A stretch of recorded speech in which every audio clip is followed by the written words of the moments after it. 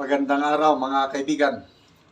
Pag-usapan naman natin ngayon si Senator Amy Marcos at ang kanyang paninindigan tungkol sa impeachment case ni BP Sara. So, it's been 4 days or 5 days ba mula nung na-impeach si BP. Ako, wala pa akong nakikitang o nababasang statement niya or wala akong ano bang pitsa ngayon? Pitsa 9? Pitsa 9. So 4 days tahimik si Senator Amy, wala akong naririnig na kanyang pahayag. Sabi ko, bakit tahimik si Senator Amy? Kasi dito natin sana malalaman kung talaga bang best friend pa rin sila ni BP Sara. Kung maaasahan ba natin ang kanyang tulong. Kasi sa ngayon, we need numbers.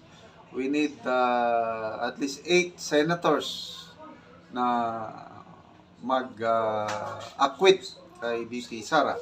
Okay. Kailan, ang aking isang kaibigan nagpadala ng message sa akin tungkol kay Senator Amy. Ilocano itong kaibigan ko, subscriber ko. Sabi niya, General, nagpahiwatig si Manang Amy, ayaw niya ng impeachment. Ayaw niya ng gulo. Meaning, makakatulong ito kay BP sa impeachment. kunin ito pata. Na reinstate ang mind ko, iboboto ko na lang siya, sir. Kasi itong kaibigan kong ito, Ilocano nga, Marcos loyalist. Sabi niya nung una, iboto natin si Senator Amy. Yeah. But lately, sabi niya, parang nawalan na akong gana kay Senator Amy dahil sa pula, sa puti, wala siyang klarong paninindigan. So, pinabayaan ko lang siya. Ayaw niya na. Kaya, nagtaka ako, dito, message niya na nagbago ang kanyang isip. Iboboto na daw niya si Senator Amy. Bakit? Dahil nagpahayag si Senator Amy na ayaw niya ng impeachment. So, ito, pinadalhan niya ako ng post ng, I think, News 5. Ang title is, Ayoko ng Gulo. So,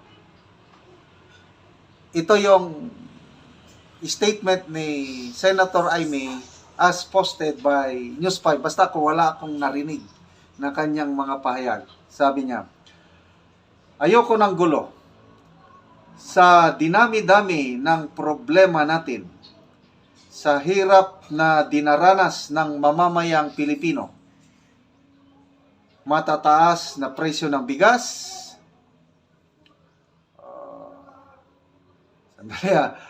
kawalan ng trabaho, kulang na sweldo, kakulangan ng tulong sa magsasaka, PWD, person with disability, seniors, impeachment ba at destabilisasyon ang solusyon? Nakakahiya, sabi niya, bagkos harapin ang dumarami at tunay na problema ng bayan. So, anong pagkakaintindi nyo dito sa statement ni Senator Amy?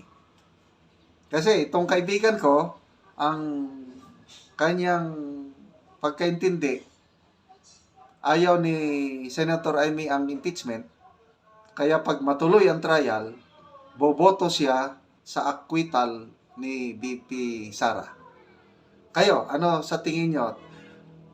Agree ba kayo yung sinasabi ni Senator Amy nga ang daming problema ng bansa nga dapat atupagin? Ako, agree ako. Grabe. Kahapon, punta ako sa mall, tinitignan ko sa mga tindahan, tinitignan ko yung presyo ng bigas. Talagang wala akong makitang meron pang ang bigas na abot ng 80 eh. 80, sa 60, ang pinakababa na sa 50. Sabi ko, ano namang nangyari? Grabing presyo ng bigas. May nabasa kong article sa SWS survey. Ang pinakamalaking reklamo ng Pilipino is yung sobrang taas presyo ng bigas. Ang administrasyong ito is talagang failure sila sa control sa presyo ng bigas at of course, iba pang bilihin. Kailangan number one reklamo ng mamamayang Pilipino yung presyo ng bigas. Kaya nag-declare na ng food security crisis ang Department of Agriculture para magbenta sila ng old stock ng NFA. Ako, naghanap din ako, sana ako makabili ng NFA rice para itulong sa Talandig tribe. Kaya lang, wala pa akong nakita. Okay, balik tayo sa Senator Amy.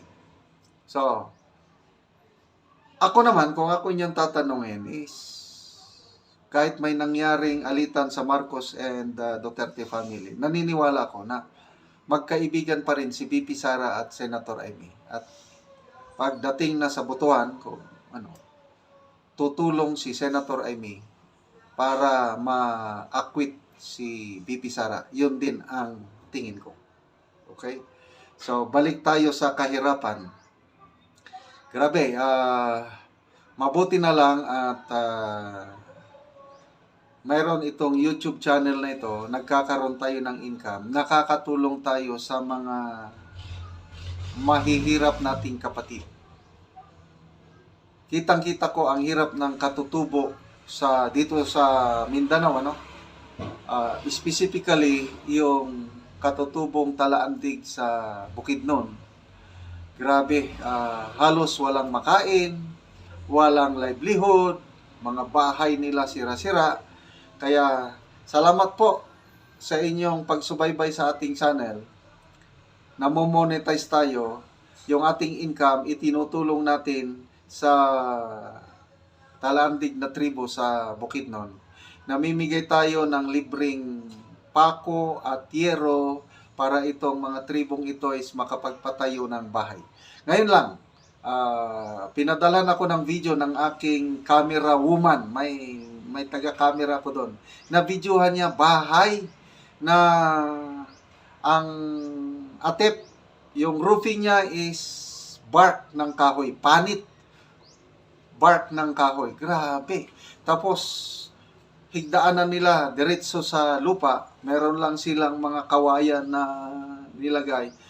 Ganyan po kahirap ang ating mga kababayan. Not counted pa yan yung pagkain. Ang pagkain nila kung ano na lang ang makuhang prutas sa forest. So, nakakaawa sila. But at least nakakatulong tayo ng kaunti. Kaya salamat sa inyong pagsubaybay, lalo na sa mga hindi nag-skip ng ads. Panoorin nyo ang video na ito, nakakaluhang video, kalagayan ng Talandig na tribo sa Bukidnon. Ante, mayong buntag. Mayong buntag. Oo. Tanawa ning among balay nga kuan panit ra gyud sa kahoy. Wala mi ikapalit og kuan among atop kay kuan wala pagka kuan may kwarta. Wala mi magpalita makuha og kwarta. Oo, so mo na ni Ante ang inyong payag panit sa kahoy. Panit sa kahoy ra gyud. Oo. So giun sa maninyo Ante pag kuan kanang gikuan sa sundang dahil gipanit dayon. Oo. Gikuan na ra sa sundang gipanitan dayon ang kahoy. Na kuan dayon ang among pampagyod gibutang ra sa yuta ang higdaanan. Ang inyong higdaanan naara sa yuta. Nara. Ala oy. Kay wala mi ipalit og lansang og kaning ipang sa among haligi wala gyud. Oo. So giun sa man ni si Ante gibugkos ra ang inyong Gibugkos ra og mga kuan ra sa diri sa lasang. kining Mga gibugkos ra og tuwaing. tuwaing. So Tuwaing ra gyud. lagi ba? Tanawa, tuwaing ra. Lagi. Tanawa wala pa gyud na nahuman. Gabi maghigda lang mi na wala mi kuan. Dingding. Wala may dingding. Bisag ang kuan. Kulawa tawra tamanggani. Sige, tanawon daw nato Ante sa sulod. Tanawa. Oo. Oo. Naw nato inyong balay, luoy gid kaayo. Panit in town sa kahoy. Gikuanan lang og trapal. Trapal og mga sako ang So, mga gamit. Unsa man inyong gihimo anti nga dingding day kana? Tumbak. Kanang kuan, kanang mga Kahoy kahoy, ra gyud. kahoy sa tumbak lang. Oo, ang Eh. dinding. Luoy gud kaayo. Ang higdaanan pag yun sa bata, gibutang ra dire. Higdaanan si imong bata. Oh, higdaanan sa bata, tanawa, gibutang ra sa yuta. Sa yuta ra. Oh. Has. Bibi, luoy kayo ka bibi, gipahigda. Gahigda ra mo sa yuta bibi. Oo, Gahigda ra mo sa yuta, luoy kayo mo ba? Oo. Tanawa. Ang among kuan, Ay, sako. Dingding ninyo, sako lang. sako, tanawa. Oo. Naog hangin, diri na ang hangin sa mua nga maghigda mi. Lagi ba? Manawa among kardiro na ang iyang dalonggan pitas pa. Walay kuan sa inyong kaldero pod. Tanawa, mabuak na ng galugawan sa among anak. Ay, isa ra pod kabuok. Ito na, ikaduha na kuan. Apit na na. Kanang isa gamay man kayo. Gani, apit na gani nalitas ang iyang kuan. Tanawa. Oh, gana oh. Apit na napitas ang lugawan sa bata. Ala ka Gamay ba? kaayo. Lagi luoy man kayo mo. Nain karang inyong kuan in town. Maulanan man gyud na inyong. Wala nan kay wala na kuan og kuan kaning atop. Lagi ba? Luoy Tanawa ang kayo. dingding sa mga dalaga. Dalaga diri town gayda. Muragi kuan ang iya. Kaluoy ba? Tanawa. Oh, kuan nang gyud. Survive rasad mo ani nga pagpuyo nga. Sus. Luoy gay kayo. Tanawa ang kapanganan sa bata. Muna nailingaw sa inyong bata ang bunga sa kahoy na lang. Bunga sa kuan na uway. Bunga sa uhay. Uway. Bunga sa uway gana kuanan sa bata. Napdos Lagi. pag yun. Lagi ba? Sige ante rin namin magdugay ante. Salamat kayo nga nakita na mo gid ang inyong balay. Tanawa. Ante unsa man imong ikasulti ante nga nabisita ang inyong balay? Pasalamat mi. Og kinsay maluoy sa amo nga maghatag sa among balay nga kuan among iatop kay tanawa ni og ulan gani na diri na sa amo sa ulan. Gabi muulan nana sa amo mabasa na may kuan. Lagi ba? Ay maka kuan ang ulan. Ay mo nang ang ulan na kuan basa na mi. Oo, so naagid in town sa yuta. Sige ante, salamat. Tanawa ning mga bata nga mag kamang-kamang na Sus. tanan-tanan. Oo, sige ante, salamat.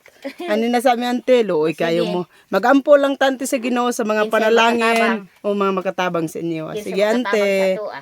Oo.